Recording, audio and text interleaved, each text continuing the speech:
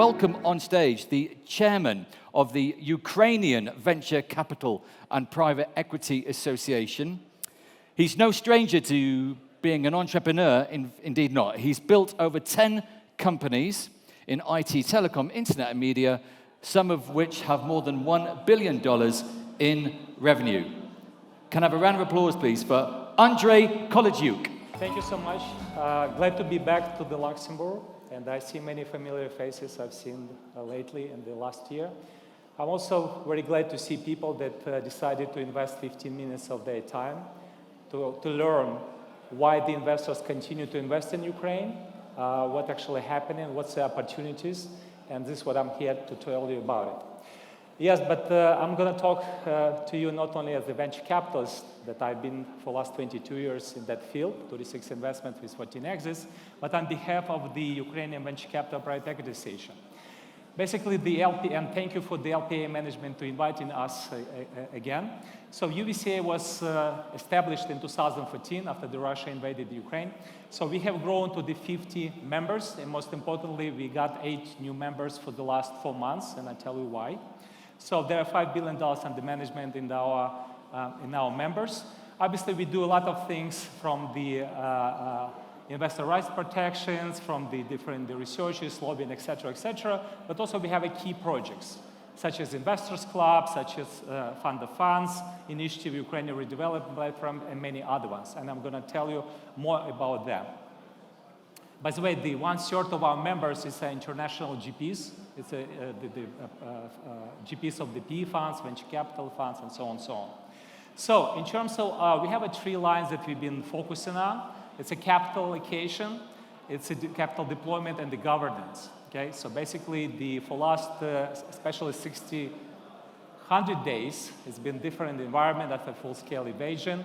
And obviously, we've been working with all international institutions, with the private sector, in terms of the matching the investors to co-invest with our members. And I'm going to give you some statistics about it, who's investing now and why. And also, we have also the 17 funds that currently raising capital. Some of them already raised, and many more in the pipeline.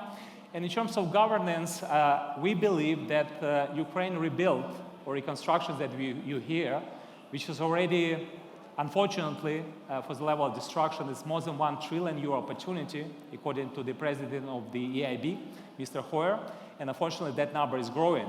But the question is how the Ukraine will be rebuilt, and we believe that we need to do this with the narrative that Ukraine will be rebuilt by the entrepreneurs. So you see a lot of the resilience now coming from entrepreneurs. So basically they're doing 2 shifts. So they need to perform in the business, and the profits they use actually go into the humanitarian, defense, and so on and so on. So we have more than 1 million entrepreneurs that are still there. So the question is how to get the international investment community to backen them up in order to rebuild Ukraine in the new way, or as we call it, build the Ukraine back better.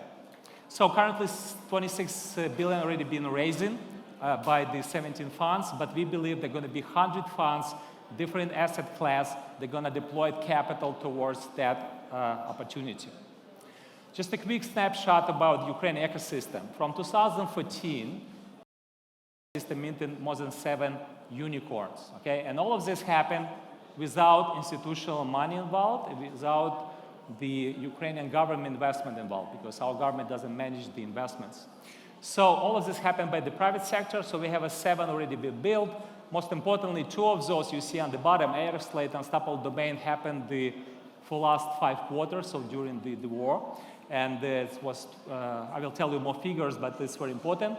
But more importantly, we have not only rising stars that you can see on the right, like 4 companies I mentioned here, we have 50 more companies in pipeline on the path to become a unicorn. So this basically creates the opportunity and the narrative for those investors that are continue to invest in Ukraine.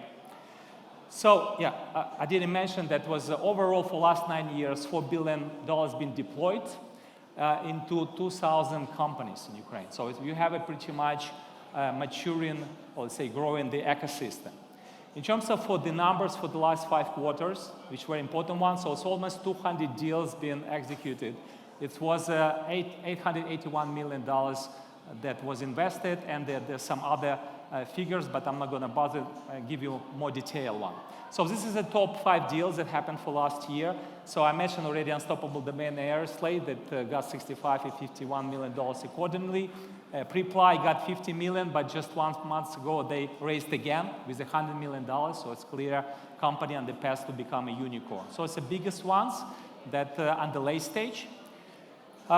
We also continue not only do the investments but also the exits. So here's the top five exits that happens for the last year. But in total, it's 52 exits, which actually gives the liquidity to the investors. Okay, especially in the early stage and so on for the angels, for the VC funds, and so on. So the M&A market is pretty much performing, and we are continuing to invest in that. So here, who are the top 10 investors? Of course, you see it's for the last year, because historically we have the whole spectrum of the Silicon Valley investors, because you need to understand that Ukrainian investors or GPs invest first. And when I say Ukrainian companies, so we've been for the last 20 years, by design, been actually tackling the US market in terms of the revenue-wise, operation-wise, and the exit-wise. So basically, that's why we have more than 300 international funds that co-invested with the Ukrainian GPs for the last 9 years. So this is basically our Rolodex, and they continue to invest. So here's the names, and I'm glad that they're not only the Ukrainian ones like Seed Venture Partners or the Flyer Ventures, but also international ones. For example, the Hype Ventures, the Swedish fund, they've done 8 investments, and some other ones. So I mentioned that 17 funds are raising capital today. So here's those on the right. So this is the names. It's the 5 PE funds and the 12 venture capital funds. So they're big ones like BlackRock is raising $25 billion, green tech infrastructure funds, they're smaller funds, and so on and so on. So in terms of the recent closings, I would showcase the Horizon Capital. It's a private equity fund. They closed $300 million. And here's a list of the old DFIs that you can see the backing up. Okay, so, and there are some new names, even like Rockefeller Foundation and some other ones. So it's happening, okay, it's happening. And there are also other examples. This also happened last week, the Geek Ventures, they raised $23 million. So we're already in the past when the current funds are able to raise capital. But we believe it's going to be different, changed, and I will tell you more why. But keep in mind that we also, because Ukraine is an international project, we are welcome any GPs and LPs to participate together with us. So I mentioned Fund of Funds. We started that project 6 years ago, but 1 month before the war, we also been able to secure for the first time the commitment from our government.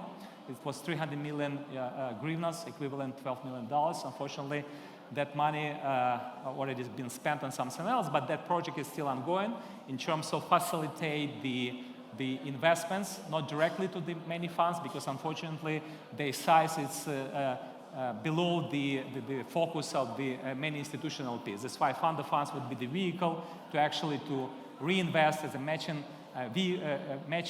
mechanism with other institutional investors to the smaller funds or any funds. Of course, the question is, Andrey, but why now? Okay, why now? And the war insurance mechanism has been already deployed. It's very important because we've been pushing this for a year and a half, because of course you've heard the Marshall Plan a lot from the politicians. But in 1947, when Europe was rebuilt by the Marshall Plan, the PE industry did not exist. Okay, but basically the mechanism of giving the downside protections for the investments was pretty much the same. But now we have the industry, we have a resilience coming from entrepreneurs. So how to actually provide this mechanism? And what's most important that this mechanism already exists. So I mentioned the MIGA, which is a part of the World Bank. So they already granted 3 projects, and we have more in the pipeline. There is a DFC, which is a former OPIC. It's American vehicles that have been doing the political insurance in many emerging markets globally. So they're going to introduce 4 projects by the end of the year. However, because we are in Europe, there are also the mechanisms coming from the war insurance mechanisms coming from the Germany, Italy, the Britain, of course, and recently France. And also the last week, the Belgium introduced $1.7 billion fund coming from the taxation on the Russian frozen assets. So we believe that some portion of it will be also used as a guarantees, for example, for the Belgian business to do something together with us. So the downside insurance is already available for the European and international businesses. And I will tell you more what we do in terms of to match this with opportunities coming from our members from the Ukrainian businesses as well. But just for you to know, and hopefully, I also hope that we here in Luxembourg will also get that mechanism back you up as well, and because you are legally based in Luxembourg. Speaking of the European Union, 2 days ago, the European Parliament endorsed the $50 billion program. Basically, it's called Ukrainian Facility for the next 4 years. And the majority of these funds will be deployed to the private sector for the investment and development of Ukraine together with the European businesses.